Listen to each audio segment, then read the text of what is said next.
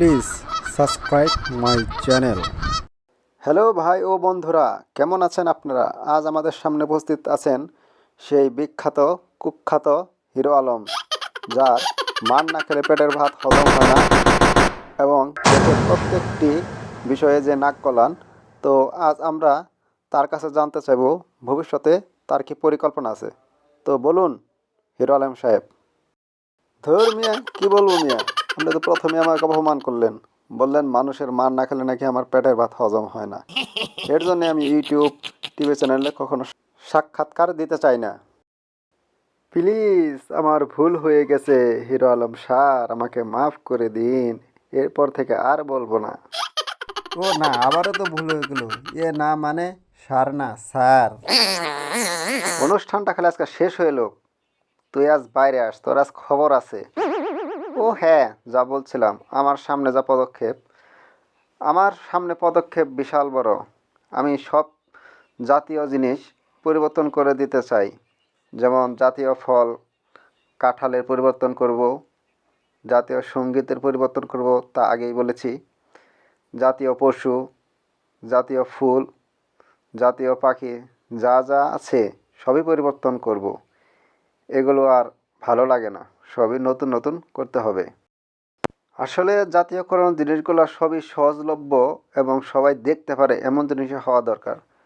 তো সেই প্রেক্ষাপটে আমি জাতীয় পশু বাঘের পরিবর্তে কুত্তাকে দিতে চাই, কারণ কুত্তা খুব সহজলভ্য, সবাই রাস্তাঘাটে দেখতে পারে।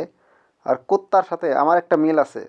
কুত্তা যেমন সবসময় ঘেউ ঘেউ করে, আমিও তেমনি কুত্তার মতোই বুঝি আর না বুঝি ঘেউ ঘেউই করি।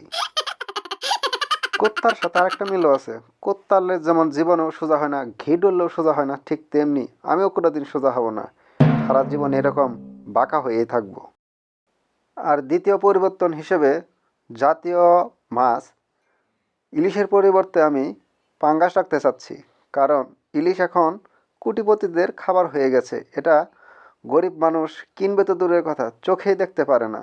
তাই পাঙ্গাসকে আমি জাতীয় মাছ হিসেবে বেছে নিয়েছি। আর জাতীয় ফল হিসেবে কাঁঠালের পরিবর্তে আমি আমকে দিতে যাচ্ছি, কারণ আমের একটা ভ্যালু আছে। যেমন নির্বাচন আসলে অনেক পদপ্রার্থী আম প্রতীকে দাঁড়ায়, কাঁঠালের কোনো মার্কা হয় না। তাই আমের দিক দিয়ে একটা নির্বাচনের সময় আমের একটা বিশাল বড় ভূমিকা আছে। তাই আমকে আমি জাতীয় ফল হিসেবে প্রস্তাব করছি। আর জাতীয় পাখি হিসাবে আমি দোয়েলের পরিবর্তে কাউয়াকে দিতে যাচ্ছি।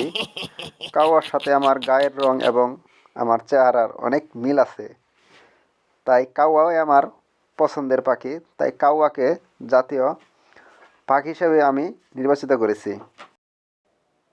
হিরো আলম সাহেব, শুনলাম আজকেও নাকি আপনি মানসিক খেয়েছেন। ও, মার খেয়েছেন? মানসিক হলো মার, আমরা মারকে মানসিক বলি। তাহলে তো আপনি নেতা হয়ে গেলেন। যত মার খাবেন তত বেশি নেতার দিকে অগ্রসর হবেন। মানুষ তো আপনার জন্য এবার পাগল হয়ে যাবে। হিরো আলম স্যার, সব কিছু তো আপনি পরিবর্তন করতেছেন নামের, আমিও একটা পরিবর্তন করতে চাইতেছি, যদি আপনি রাজি থাকেন। আপনি যদি অভয় দেন তাহলে বলি।